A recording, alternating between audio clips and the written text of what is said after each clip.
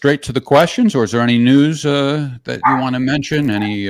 Do we know who is responsible for that errant missile yet? Well, we know it's Ukraine. We just don't know who in Ukraine. So we're waiting for that. Oh, wait a minute. Hold on. I think we have some news coming in now. Look at it. Are you saying Alec Baldwin did it? I'm not saying. I mean, this is just coming off the wires. So we'll have to look into the authenticity of that report. Seems a little suspicious, but you never know. All right, let's go to St. Petersburg from Yaroslav. According to official statements, Russia has mobilized 300,000 men. However, I have inside, not me, but this person, Yaroslav, has inside information that we have mobilized 1.5 million. Colonel Douglas Macgregor already mentioned 1 million on one of his shows. Your thoughts on this? I don't have any information to back that up. I have no reason to believe the Russian government is lying. 300,000 was the number set forth by the president. It was an official number. And the various governors who have been responding to it seem to be responding to the 300,000 number, not something that would be 5 times greater than that. That's my Marine math. I imagine that 5 times 300,000 would be 1.5 million. I don't see any evidence to back that up. That's a lot of men, and it's not something that would be readily, overlooked. There would be a lot of wives and daughters and moms saying, "Where the hell are our men going?" I do believe that there have been, in addition to the 300,000, anywhere between 90 and 110,000 volunteers, above and beyond 300,000. But even 1 million is it's a big number. We'll find out, but I don't have any information, and I don't have any data points or videos or anything that I can grab onto and say, yeah, this is good. I'm not doubting the gentleman's word, and I'm not doubting Colonel Macgregor's analysis. I'm just saying that I don't have anything to go on, so I'm going to stick with the official government numbers right now and until proven otherwise. All right. I'm sure somebody will distort that into saying that Scott Ritter viciously defamed Colonel Macgregor. Oh, well, no, I didn't. Of course you didn't. I know you didn't. Okay, let's go to the next question. We can come back to that, Tori. Galena from Canada, who complained that her questions are being ignored on the very day that one of her questions was included. That was the first time. So now another question from my friend Galena. But she did make a good point. She says that when I say it's our last question, it kind of sounds like we have no more questions. I don't want to mislead people. What I mean is that it's the end of the time period that we have allocated for the submitted questions. And then we take some live questions also. We do it for 2 hours on Friday night and another hour on Tuesday. So I think we're doing the best we can, and I hope Galena understands now, and I hope we cleared that up. Is Putin's best friend Erdogan a friend or a parasite? Erdogan did not support him after the Black Sea attack. He still sells drones to Ukraine and is set to join new sanctions on Russian soil. Why doesn't Putin place at least some conditions on their cooperation? Because strategically, Putin and Russia are getting more out of a constructive relationship with Erdogan than they would by confronting and doing what the United States does, which is put conditions on everything. Yes, in a perfect world, Putin and Russia would say that some of Turkey's actions are incompatible with good relations, but we're not in a perfect world. We're in a very complicated world, one where Russia is getting a lot from the Turkish relationship that they wouldn't otherwise get. For instance, you have, a Nord Stream. As soon as Nord Stream shut down, now Turkey's talking about Turk Stream. Turkey is building Russia's building a nuclear power plant, and in Turkey, and there's economic interaction taking place. Turkey is a useful diplomatic partner. I'd have to go in and check on what Turkey's doing about oil. I would be surprised to be honest, if Turkey was jumping on the oil sanctions bandwagon, especially anything dealing with a price cap, given what Russia has said about nations who participate in the price cap. But we'll see. I mean, that if that's what Turkey's doing, it might be a red line that Russia will hold them to account. But I just think that Russia takes a strategic look here. It's not a zero-sum game. And when Russia looks at the balance sheet, they're getting more from their current relationship with Turkey than they would be if they put conditions and stopped cooperating with Turkey on some very important issues. Okay. And let's move on to the next question. We're going to go to Australia now. Cupidus Passis, if I'm pronouncing that correctly.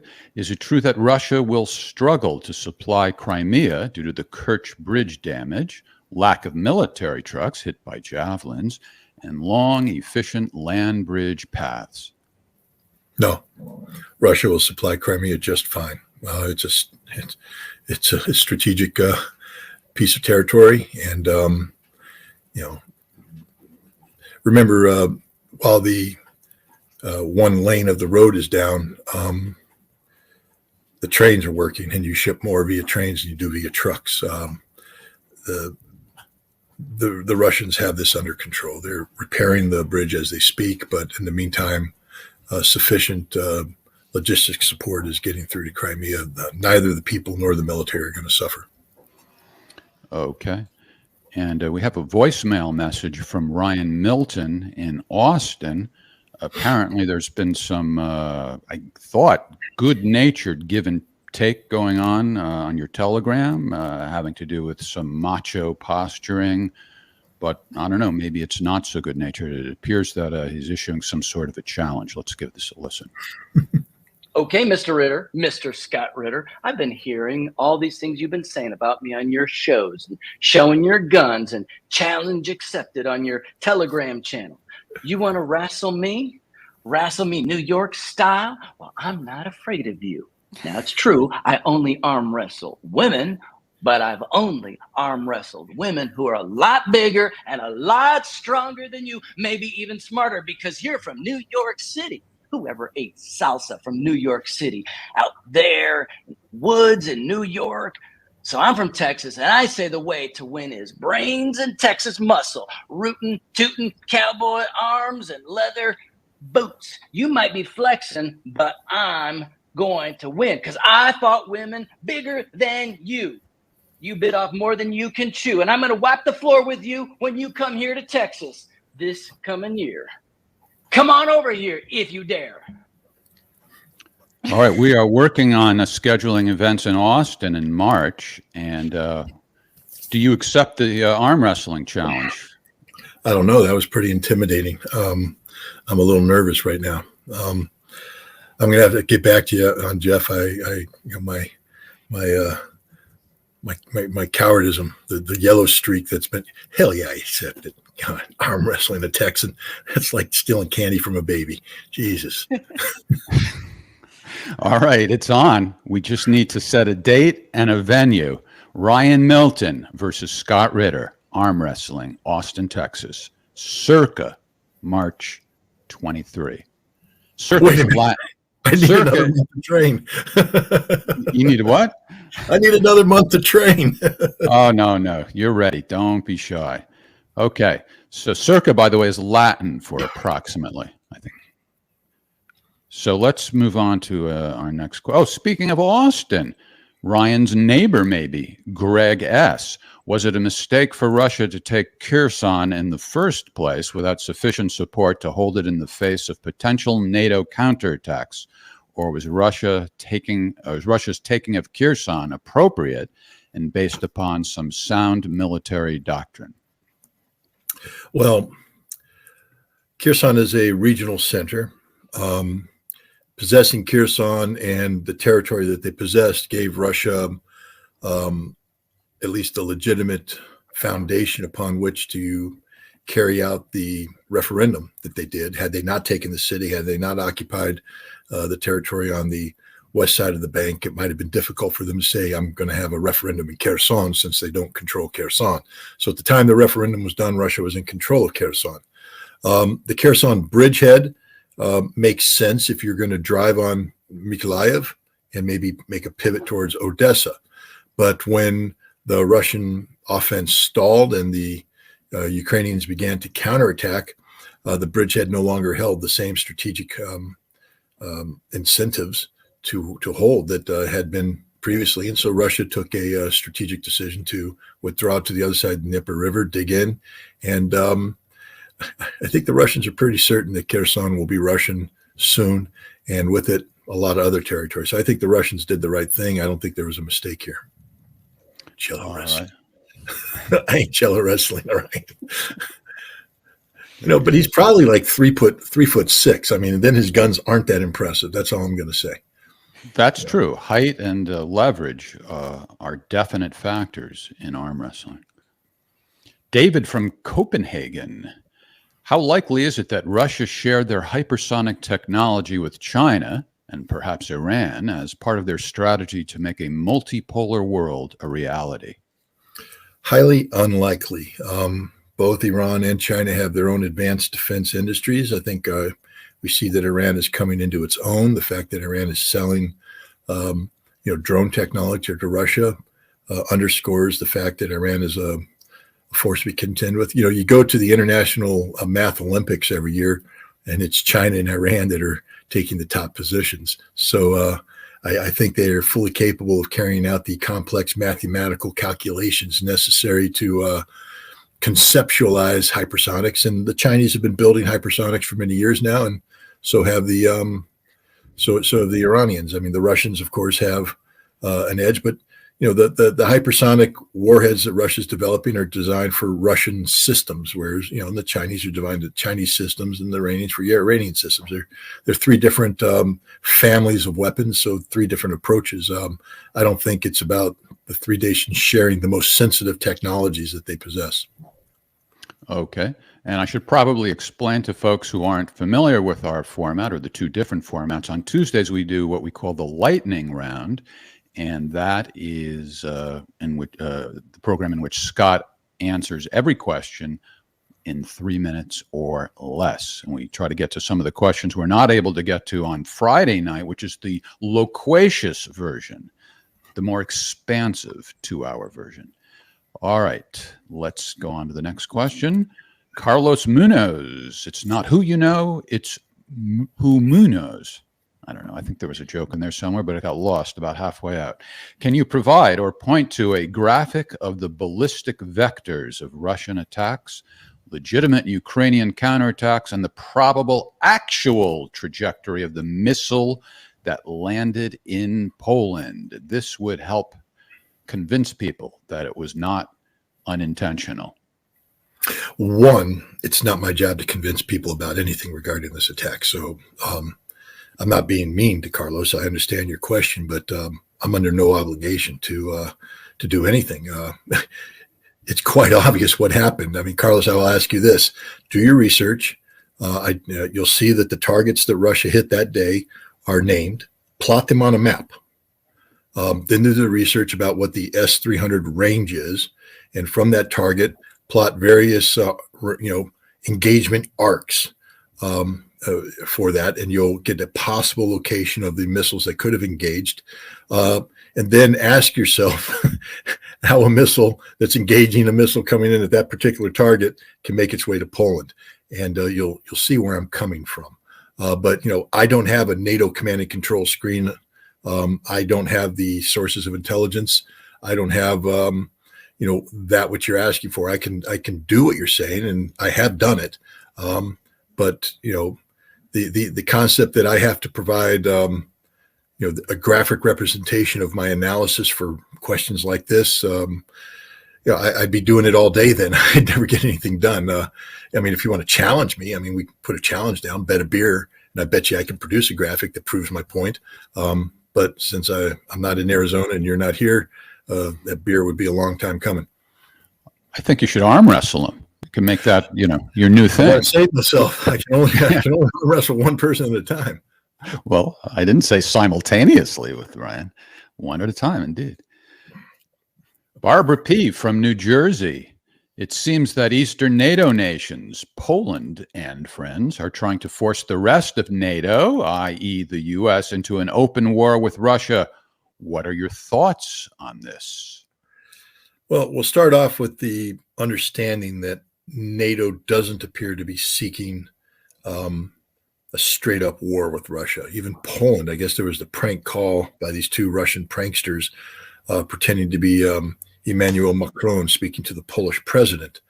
And the president believed that he was Macron. And so he had a very frank conversation with him where he said, I'm not looking for a war with Russia. And I believe him. The problem is that they are looking for a NATO-backed no-fly zone over Ukraine. Some people are under the impression that Russia is bluffing, that Russia won't confront a NATO no-fly zone.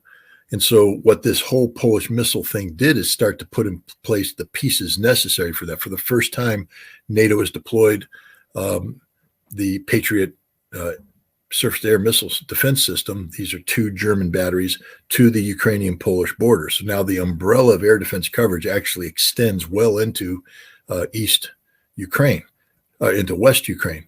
And that's the beginning. Now look, if you're a Russian Air Force officer planning a strike, you now have to take into account the NATO air defense umbrella, which means you must have a package in reserve ready to strike these 2 places in case they engage. That's just the reality of war. So now we have the Russians actively plotting strikes against NATO air defense, who are actively plotting defenses against Russian aircraft. That's sort of like one step before war. And we're going to have tens of millions of Ukrainians possibly heading to the Polish-Ukrainian border because they're refugees in a country that can't keep them warm. And when that happens, Poland's not going to let them in. And so there's going to be a humanitarian crisis that screams for humanitarian intervention, which will demand a no-fly zone, which will require air defense assets that extend into Ukraine, and they're already deployed. So we're just inching our way towards a problem. Okay, somebody was asking where they can get a T-shirt. The thing is, our vendor in New York stole our money. I think, so far as I know, everybody who ordered a T-shirt and paid for it got it, but they haven't paid us. So we need to look for a new vendor, which is worth doing because that is one good-looking T-shirt. So as soon as we have a new situation, and for now I won't name this vendor, but they deserve something bad, like maybe a guy from Africa, Botswana. I just saw a video where you said Poles and Americans are not going to attack because they don't have a sustainability factor. What did you mean by this phrase, sustainability factor? Well, militaries march on their stomachs. They require ammunition and fuel to fight and move.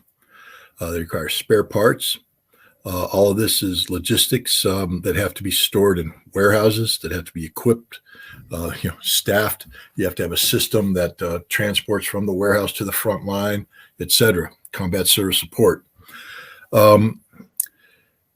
Normally, if you're going to deploy a force forward like this, you're going to deploy a significant, either you're going to deploy significant combat service support or it's going to already be in existence. There isn't sufficient combat service support to keep an American armored brigade in combat for a sufficient period of time. They're going to burn through their ammunition expenditure rates, going to far exceed their resupply capability. Petroleum, oil, and lubricants are not sufficiently forward deployed. There isn't a sufficient distribution mechanism, so they'll run out of gas. It's just, war is a serious business, and logistics sort of determines who's going to win and lose a war. And right now, we don't have the ability to sustain. And the other aspect of sustain is to ensure that your burn rate on the front line does not exceed your ability to replenish. And this includes tanks, armored fighting vehicles, men, helicopters. One thing this Ukraine conflict should have taught everybody is that war is hell. This ain't Afghanistan. This ain't Iraq. This isn't a couple dozen people dying a month. This is thousands of people dying a day. Heavy combat, and it's going to get even worse. And you want to throw the United States and Poland into this meat grinder Okay, but understand that when you throw meat into a meat grinder, you get ground beef. So you better have more meat to throw in there, or you're going to be left with nothing.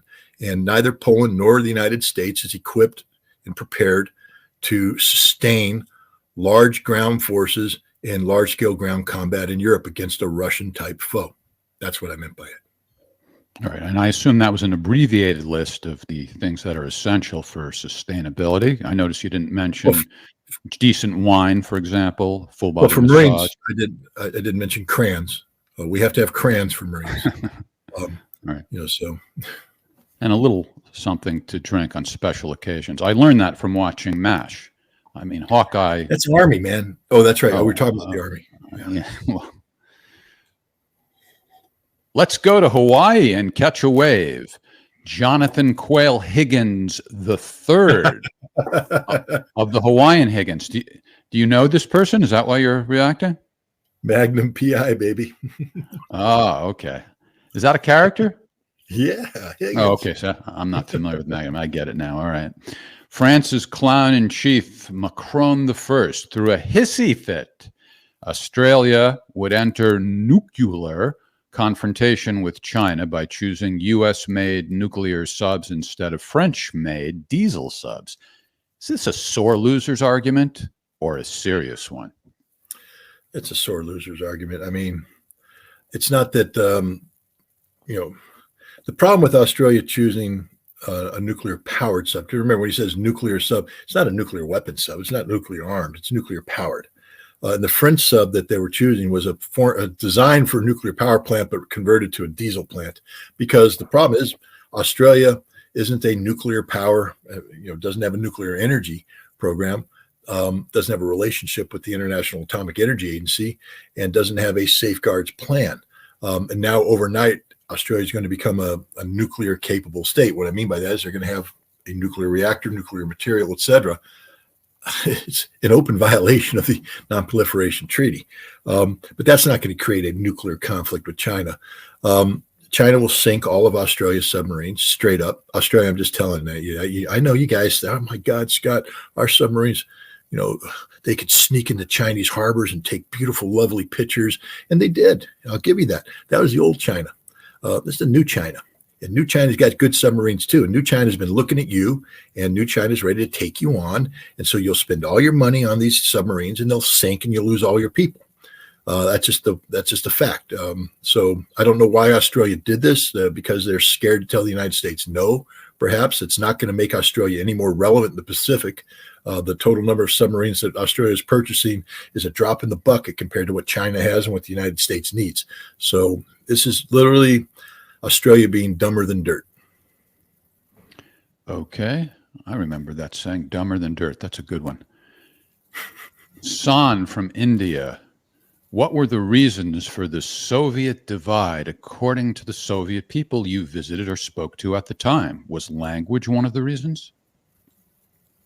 Soviet divide? I don't understand the question, I guess. Move on. Perestroika problems? Well, I mean, I'll try and answer it. I'm not being disrespectful. For divisions within the Soviet Union, the reason why the Soviet Union collapsed, I don't think it's Sino-Soviet, because diplomats always find a way around language. I think language is the issue. The Soviet Union was a nation that was, it had a lot of languages, but almost everybody spoke Russian, so it wasn't a language problem. It might have been I think economics was the big one that, at the end of the day, when the Communist Party stopped being the big thing that destroyed the Soviet Union is when Russia, the Russian Federation, said it's going to tax itself and budget itself, and it's not going to continue to support the Communist Party. And once you withdrew Russia from the Communist Party had no power, because Russia was the Communist Party. Russia funded it. Russia provided the structure. The Soviet Union was ostensibly this overarching mechanism over this, this federation of Soviet socialist republics, but really it was Russia doing all that. I mean, playing a game, you're saying the Soviet Union was Russia. But when Yeltsin came in, Yeltsin said, no, Russia is Russia. The Soviet Union is something different. And as soon as he did that, the Communist Party and the Soviet authority was severely diminished, and that was the beginning of the end. The lack of absolute economic control and the power that accrues is what brought the Soviet down. I think I answered the question. All right, way to go. Alan, Stockport, Great Britain. Can you expand on your time in Vietnam? I've never been to Vietnam. So I've never heard you say that either, so I was wondering about I said that. my father served in Vietnam, and I said that we played host to Vietnamese refugees in 1975. But I personally have never been to Vietnam. I'd love to go to Vietnam, but I've never been to Vietnam. All right, so the answer to that question is no. Edward, who describes himself as a Russian living in the United Kingdom. That's Great Britain, Scott, in case you didn't know. Colonel Douglas MacGregor said that before Nazi Germany invaded the Soviet Union was preparing to invade Germany, and Germany just had to wait another year for the attack. Is this true? Why would Soviets want to invade Germany? Well, remember the Soviet Union was communist, and the Nazis were oppressing the Communist Party. But there's no doubt that the Soviets were in the process of building up a massive military presence on their western borders. Large scale armored formations, et cetera, were being formed up.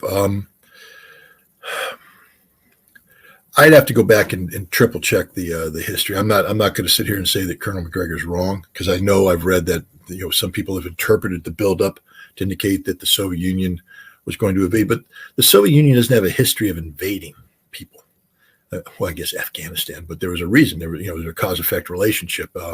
So just out of the blue to attack Germany, they'd have to go through Poland.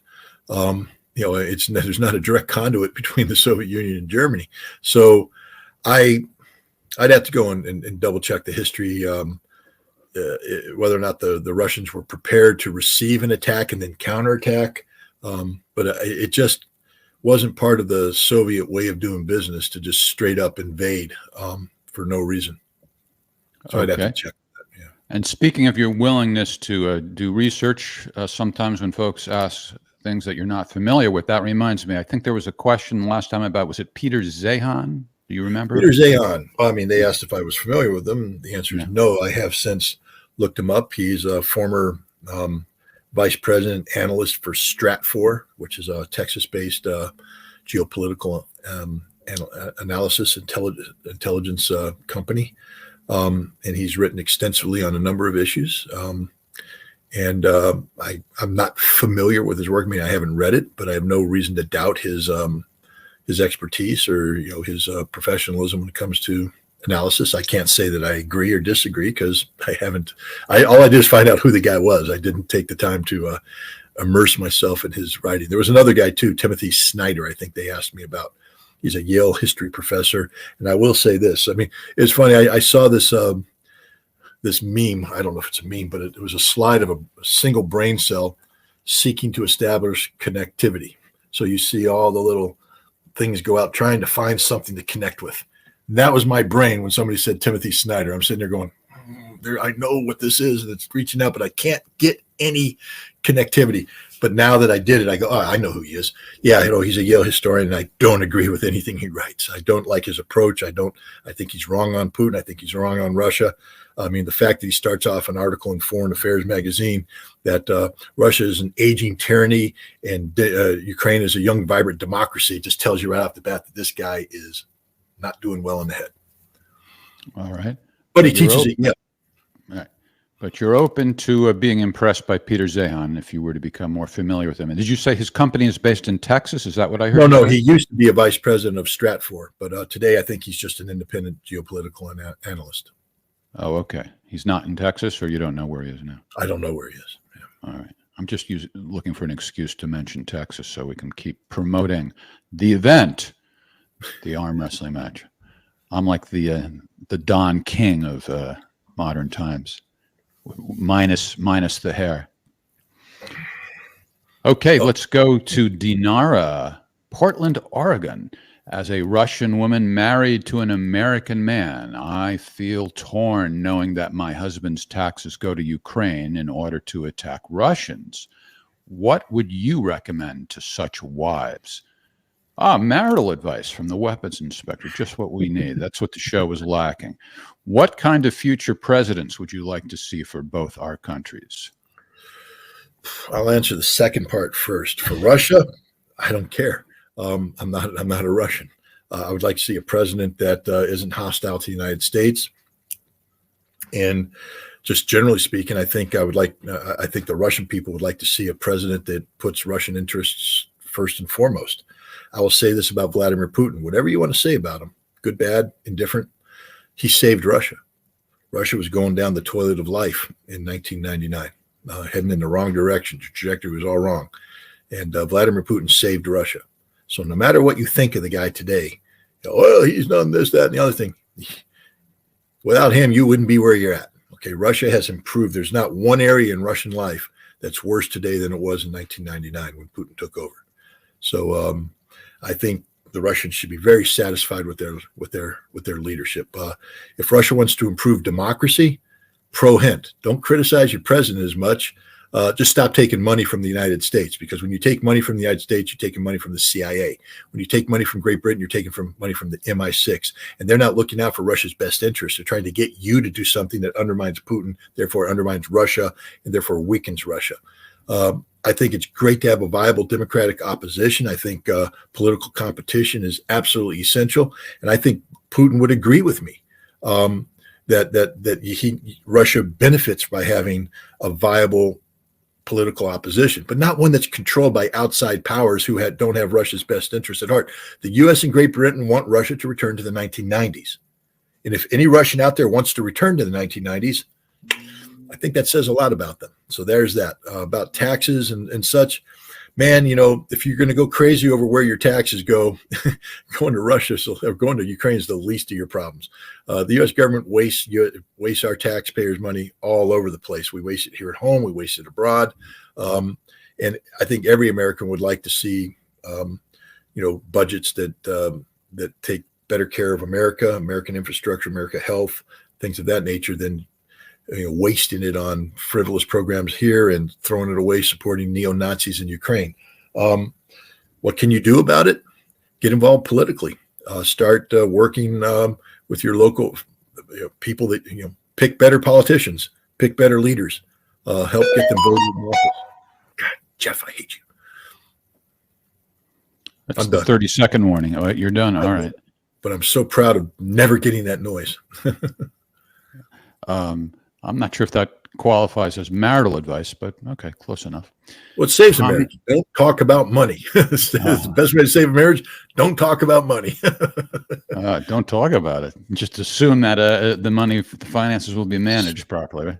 Correct. Or if you're the husband, just give total control of the finances to the wife and never ask a question. All right. There you go. Tommy O'Dwyer. Perhaps that's it. Brisbane, Australia. Given that Russia executed an orderly withdrawal from the northern western bank of the Dnieper River, why do you think they haven't shelled advancing Ukrainian forces from the other side of the river? Well, there's no doubt they're shelling Ukrainian forces. Maybe the question is, why aren't they shelling the city of Kherson? And I don't understand. Thank you. I won't never. I think that might have been the question. Is that the person who asked the question? I don't know. I think that's the person whose question you answered. Thanking you, I believe. Is that right, Tori? I think so. I don't have the question up, but I think you're right. Well, I'm under the clock under this question, so I better hurry. I don't think they've shelled Kherson because Kherson is the capital of that district, and they're not going to destroy a city that they plan on reoccupying, at least not intentionally destroy that city. But they are shelling the Ukrainians elsewhere in Kherson. Ukrainian troop concentrations, command and control, logistic hubs are all being shelled by the Russians on a daily basis. Unless the Russians are lying, I read their reports, and and it indicates that the Russians are actively seeking to destroy Ukrainian capabilities through the application of intense artillery fire. They're just not going to destroy the city of Kherson because that's the regional capital, and they plan on recapturing it soon. Okay, and it was, there you go. That commenter was a woman named Dinara saying thank you. I guessed correctly. All right, why don't we take some live questions now? Tori, you got some good ones for us? Yeah, I've been collecting them. Let's see here. All right, here's Paul Wolf. By the way, Tori was in Boston for Scott's event Saturday night. How did that go for you two? Did you get along okay? Any quarreling or anything? It was a ton of fun. I had a great time. I don't like her at all, Jeff. I don't know why you got involved in this program. It was just disruptive. She refused to help. She just showed up. She was like a prima donna. All she wanted to do was hang around, have people take their pictures with her. And then when I wanted to sneak away, she was like, "But aren't you going to buy me dinner?" And so I had to take her out. She was horrible company. Wow. God. No, I'm joking. It was wonderful. She was a great help. So demanding. She was the headline speaker, and the event would not have been a success without her. So thank you, Tori. I really appreciate everything you did. Thank you. That was, like I said, I had a blast. Oh, so you're out of time, Tori. Was Scott a total gentleman, and did he treat you well? Oh yeah. We got dinner at this Asian place with 2 other people. Great. Yeah, it was really good. Great time. All right. So let's see what we have in the way of questions from the audience. Scott's next live events will be in Ann Arbor, Michigan, by the way, on December 1st, 2nd, and 3rd. Okay. Oh, sorry. I got 10 things going on at once. Sorry about that. I had the clock still running. Paul Wolf. PTSD, Jeff. PTSD. I warned you about this. We can change the tone to something more soothing if you'd like. Paul Wolf, what's the relationship between FTX, Ukraine, and the Democratic Party? Does crypto make it easier for people to embezzle and launder money? The second part of the question, I don't know, because I don't know anything about crypto. I really don't. Maybe I should. Maybe that's a major gap in my understanding, but I don't know anything about crypto. And so for all those people on my Telegram channel that get messages from people who pretend to be and they're asking about crypto, pro hint, Scott Ritter, don't ask anybody about crypto, because Scott Ritter don't know anything about crypto. I'm dumber than dirt. The first part of the question, what's the relationship? That's one of the best questions out there, because it just looks bad.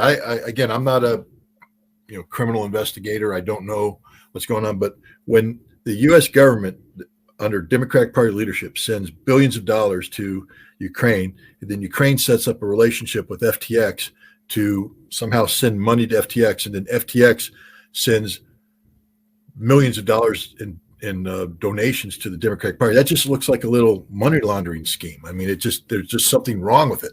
Now, maybe I got the facts wrong. This is what I'm gleaning from the news. Maybe there's a legitimate explanation. Somebody was talking about it on the radio, and they made it sound like maybe everything could have been on the up and up, that the Ukrainians, although they started this thing with FTX, didn't follow through completely. I don't know. I don't know anything. I'm just saying that it looks like a duck, it quacks like a duck, it walks like a duck, so it's a duck, and I think it's money laundering. But that's just all right. Speaking of Telegram, I'm getting people complaining about this and that. Some are going on about the imposters and the scams going on. I know you're aware of that, but I'm also getting people who complain that the moderators are banning them, and they're appealing to me, and I'm saying, well, I don't know anything about it. I'm not even involved. Is there a way that the people can have their appeals heard when they're banned from your Telegram? Well, first of all, let me put it this way.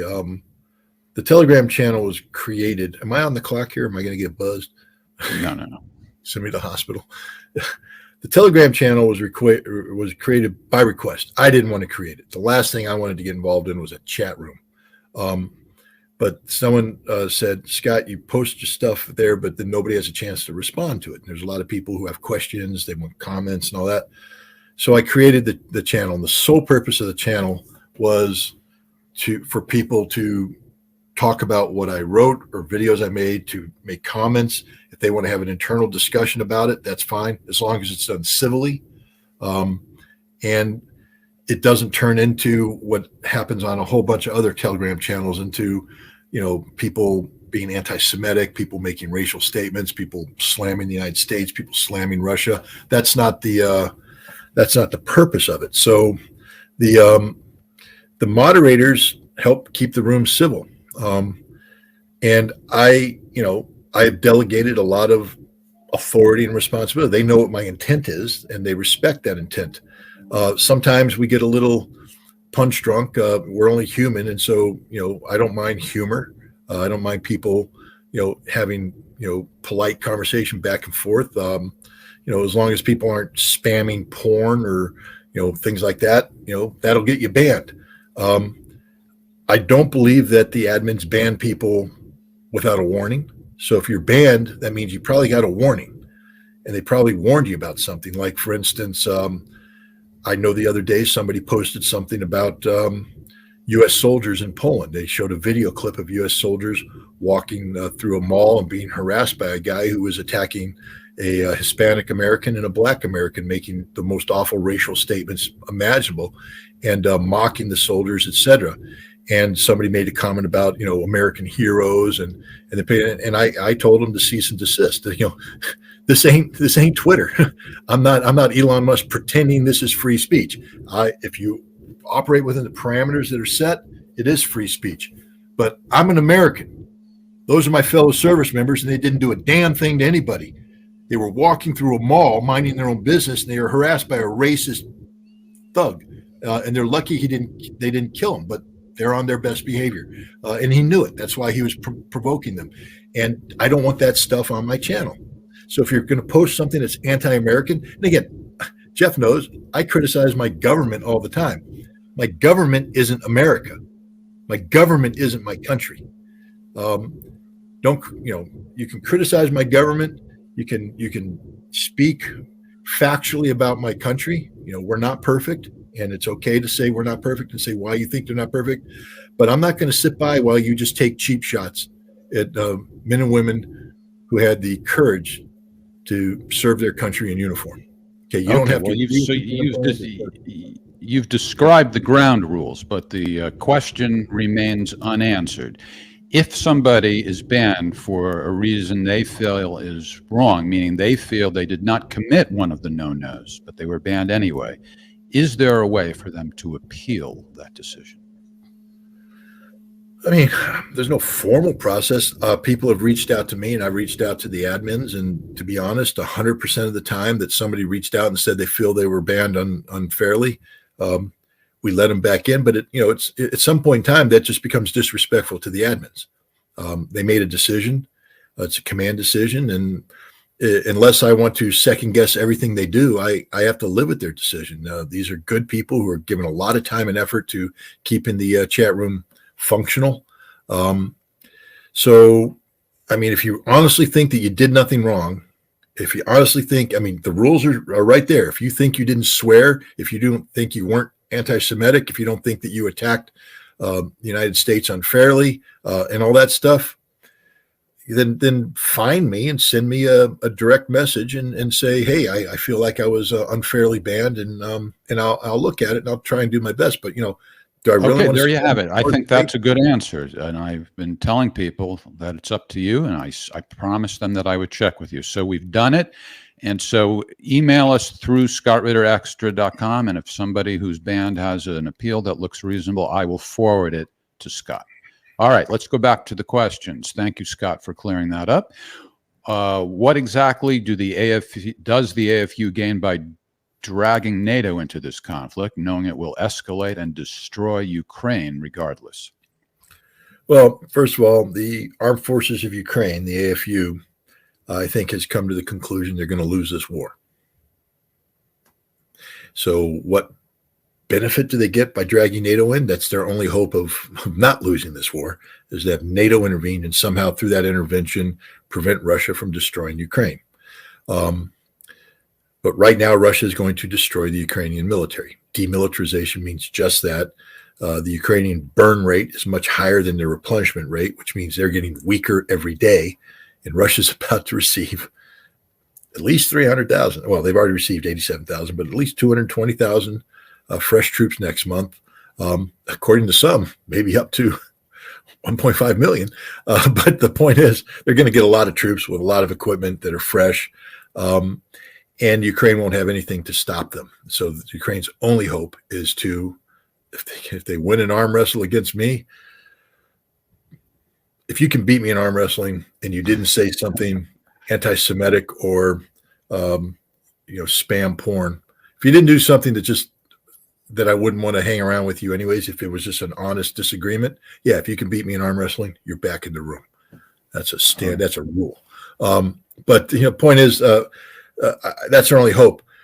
I actually believe a lot of people believe that Russia's bluffing, that Russia won't confront NATO, that if NATO intervened in a way that established some sort of buffer, that Russia would back off. I think they're wrong, but we'll never know unless it happens. And apparently the Ukrainians are more than happy to let it try and happen. Okay.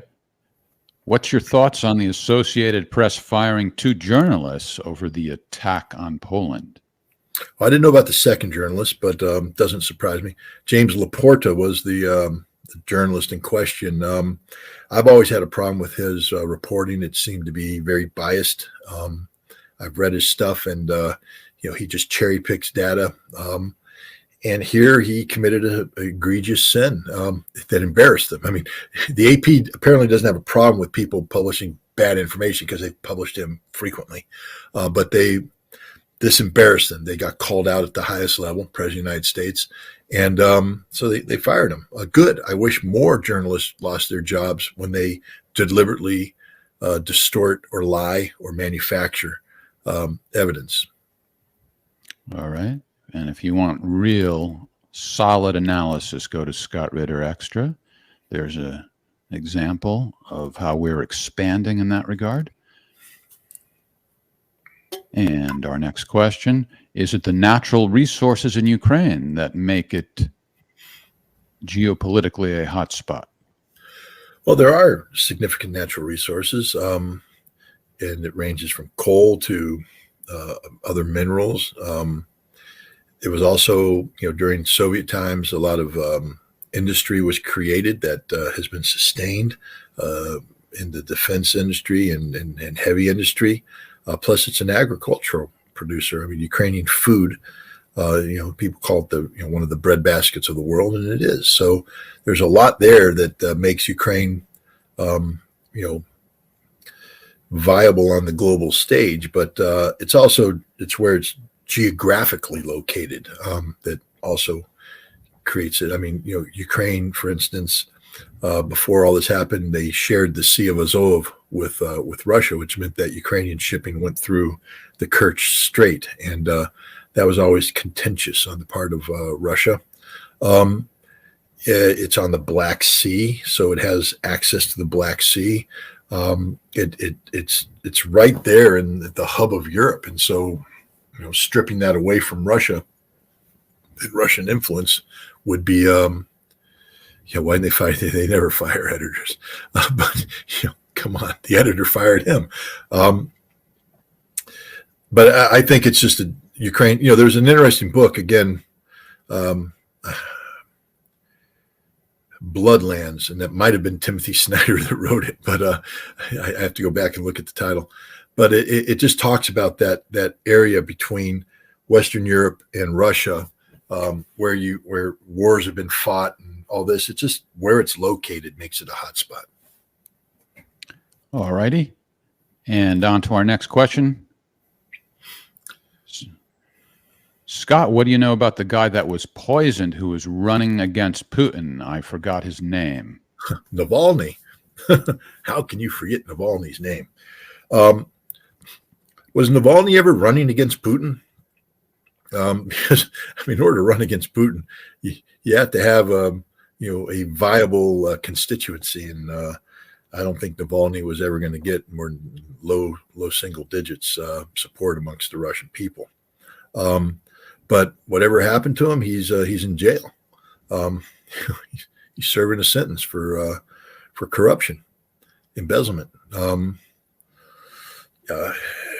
What can we say about Navalny? Maybe he started out with good intentions. Maybe he was always, maybe he started out pure. He was an anti-corruption lawyer, and he specialized in bringing, information about Russian corruption to the forefront. So people viewed him as sort of a Edward Snowden, Julian Assange type, truth figure. But at some point he lost his way when he was sent to the United States. I think he went to Yale University to a elite program that is nothing more than a CIA grooming farm. Just look at the man who ran them. I'm sorry. There's no doubt that the CIA recruited Navalny in Yale, 100% recruitment. And from that point on, Navalny became a tool of the United States. Therefore, he's a traitor to Russia, and he should be viewed by all Russians as a traitor. This is a man who betrayed his nation, sold his soul for American money, and he continues to do so. He's in jail now. He's lucky the Russians didn't charge him with espionage and treason. Who knows what the future will hold, but he's not a good man. I don't mean that as a person. He might be a good person, but he's not a good man for Russia. He would have, if let's say he was politically viable, if he had been elected, Russia would have returned to the 1990s. And if you're a Russian and that's what you want, then Navalny's your man. All right. That's it for the lightning round. We do this on Tuesdays for 1 hour. Scott answers every question in 3 minutes or less.